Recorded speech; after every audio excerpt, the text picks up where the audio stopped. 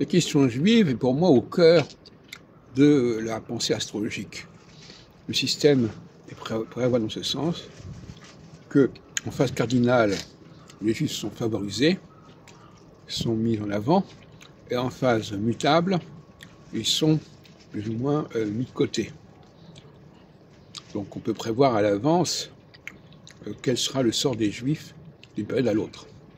Mais je répète encore une fois que chaque période que j'étudie est de 7 ans, et que chaque période de 7 ans est divisée en 3 temps. Donc vous imaginez bien que les périodes ne sont pas très longues. Et donc finalement, il faut comprendre que, contrairement à ce que comprennent certaines personnes, on n'est pas dans le champ de l'histoire, on est dans le champ de la sociologie. Barbault a écrit sur les astres et l'histoire parce qu'il croyait à une dimension longue des cycles. Moi, je préfère parler de sociologie et de psychosociologie parce que je pense à des cycles beaucoup plus courts. Et ça détermine une philosophie de la prévision complètement différente, bien évidemment. Donc, actuellement, nous sommes en train de passer à une phase cardinale, comme l'a bien compris d'ailleurs le congrès qui va avoir lieu fin mars, puisque Saturne va passer en bélier à ce moment-là, en mars 2025, et non pas, comme j'ai pu le dire, par erreur parce qu'il y a des rétrogradations en 2026. Donc c'est imminent, le changement, le basculement de phase au niveau du cycle saturnien est imminent.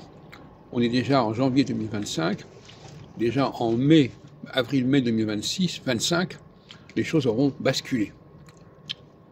Donc c'est ce que je prévois. Et effectivement, ce ne sont pas des événements rarissimes, contrairement à ce qu'on pourrait croire quand on regarde le cycle, l'indice cyclique de Barbault, ou ce cycle Saturne-Neptune. Ce sont des événements qui sont récurrents, qui reviennent tous les 7 ans. Et vous remarquerez quand même la Shoah, elle n'a pas duré très longtemps, la Shoah. Elle a duré 2-3 ans.